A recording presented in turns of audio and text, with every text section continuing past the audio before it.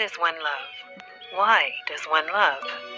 How queer it is to see only one being in the world, to have only one thought in one's mind, only one desire in the heart, and only one name on the lips, a name which comes up continually, rising like the water in a spring, from the depths of the soul to the lips, a name which one repeats over and over again, which one whispers ceaselessly everywhere like a prayer. I am going to tell you our story, for love only has one, which is always the same. I met her and loved her, that is all. And for a whole year I have lived on her tenderness, on her caresses, in her arms, in her dresses, on her words, so completely wrapped up, bound, and absorbed in everything which came from her, that I no longer cared whether it was day or night, or whether I was dead or alive on this old earth of ours. And then she died. How? I do not know. I no longer know anything. But one evening she came home wet, for it was raining heavily, and the next day she coughed, and she coughed for about a week, and took to her bed. What happened, I do not remember now, but doctors came, wrote, and went away. Medicines were brought, and some women made her drink them. Her hands were hot, her forehead was burning, and her eyes bright and sad. When I spoke to her, she answered me, but I do not remember what we said. I've forgotten everything. She died, and I very well remember her slight, feeble sigh. The nurse said, "Ah," and I understood. I knew nothing more, nothing. I saw a priest who said, "Your mistress?" And it seemed to me as if he were insulting her. As she was dead, nobody had the right to say that any longer. I turned him out. Another came who was very kind and tender, and I shed tears when he spoke to me about her. They consulted me about the funeral, but I do not remember anything that they said, though I recollected the coffin and the sound of the hammer when they nailed her down. Oh, God. She was buried, she in that hole. Some people came, female friends. I made my escape and ran away. I ran and then walked through the streets, went home, and the next day started on a journey. Yesterday I returned to Paris, and when I saw my room again, our room, our bed, our furniture, everything that remains of the life of a human being after death, I was seized by such a violent attack of fresh grief that I felt like opening the window and throwing myself out into the street. I could not remain any longer among these things, between these walls which had enclosed and sheltered her, which retained 1,000 atoms of her skin and of her breath in their imperceptible crevices. I took up my hat to make my escape, and just as I reached the door, I passed the large glass in the hall, which she had put there so that she might look at herself every day from head to foot as she went out, to see if her toilette looked well, and was correct and pretty, from her little boots to her bonnet. I stopped short in front of that looking glass in which she had so often been reflected, so often, that it must have retained her reflection. I was standing there, trembling, with my eyes fixed on the glass, on that flat, profound, empty glass, which had contained her entirely, and had possessed her as much as my passionate looks had. I felt as if I loved that glass. I touched it. It was cold. Oh, the recollection. Sorrowful mirror, burning mirror, horrible mirror, to make men suffer such torments. Happy is the man whose heart forgets everything that it has contained, everything that has passed before it, everything that has looked at itself in it, or has been reflected in its affection, in its love. How I suffer. I went out without knowing it, without wishing it, and toward the cemetery.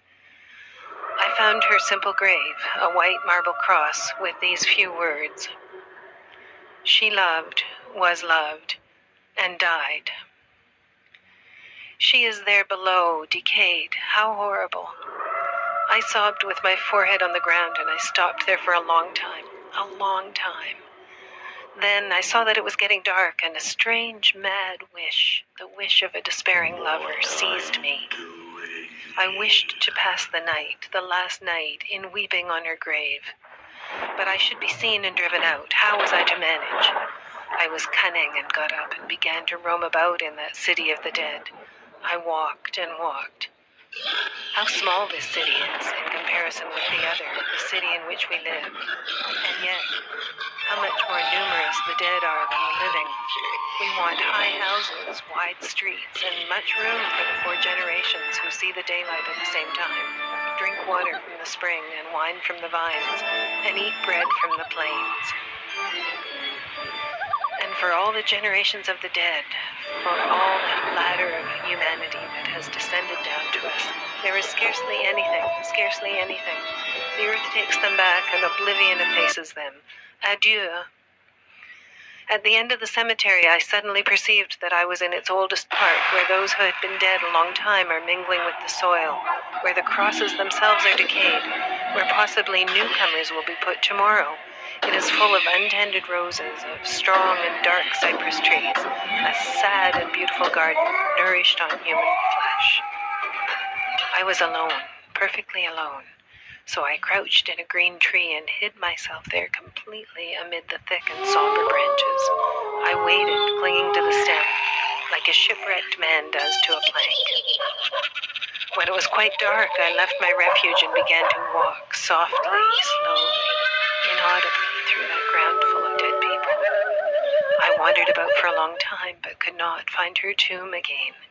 I went on with extended arms, knocking against the tombs with my hands, my feet, my knees, my chest, even with my head, without being able to find her. I groped about like a blind man finding his way. I felt the stones, the crosses, the iron railings, the metal wreaths, and the wreaths of faded flowers. I read the names with my fingers by passing them over the letters. What a night, what a night. I could not find her again. There was no moon. What a night. I was frightened, horribly frightened in these narrow paths between 2 rows of graves. Graves, graves, graves, nothing but graves. On my right, on my left, in front of me, around me, everywhere there were graves. I sat down on one of them, for I could not walk any longer. My knees were so weak. I could hear my heart beat, and I heard something else as well. What? A confused, nameless noise. Was the noise in my head, in the impenetrable night, or beneath the mysterious earth, the earth sown with human corpses? I looked all around me, but I cannot say how long I remained there. I was paralyzed with terror, cold with fright, ready to shout out, ready to die. Suddenly it seemed to me that the slab of marble on which I was sitting was moving. Certainly it was moving, as if it were being raised. With a bound, I sprang onto the neighboring tomb, and I distinctly saw the stone which I had just quitted rise upright. Then the dead person appeared, a naked skeleton, pushing the stone back with its bent back. I saw it quite clearly, although the night was so dark. On the cross I could read, "Here lies Jacques Olivant, who died at the age of 51. He loved his family, was kind and honorable, and died in the grace of the Lord." The dead man also read what was inscribed on his tombstone. Then he picked up a stone off the path, a little pointed stone, and began to scrape the letters carefully. He slowly effaced them, and with the hollows of his eyes he looked at the places where they had been engraved. Then with the tip of the bone that had been his forefinger, he wrote in luminous letters, like those lines which boys trace on walls with the tip of a lucifer match. "Here reposes Jacques Olivant, who died at the age of 51. He hastened his father's death by his unkindness, as he wished to inherit his fortune. He tortured his wife, tormented his children, deceived his neighbors, robbed everyone he could, and died wretched." When he had finished writing, the dead man stood motionless, looking at his work. On turning round, I saw that all the graves were open, that all the dead bodies had emerged from them, and that all had effaced the lies inscribed on the gravestones by their relations, substituting the truth instead. And I saw that all had been the tormentors of their neighbors, malicious, dishonest, hypocrites, liars, rogues, calumniators, envious that they had stolen, deceived, performed every disgraceful, every abominable action. These good fathers, these faithful wives, these devoted sons, these chaste daughters, these honest tradesmen, these men and women who were called irreproachable, they were all writing at the same time on the threshold of their eternal abode the truth, the terrible and the holy truth of which everybody was ignorant or pretended to be ignorant while they were alive. I thought that she also must have written something on her tombstone, and now running without any fear among the half-opened coffins, among the corpses and skeletons, I went toward her, sure that I should find her immediately. I recognized her at once, without seeing her face, which was covered by the winding sheet, and on the marble cross, where shortly before I had read, "She loved, was loved, and died," I now saw, having gone out in the rain one day, in order to deceive her lover, she caught cold and died. It appears that they found me at daybreak, lying on the grave unconscious.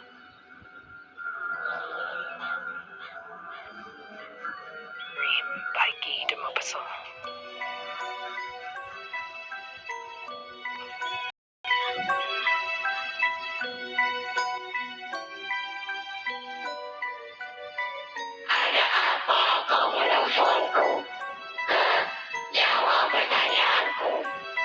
If you like, subscribe.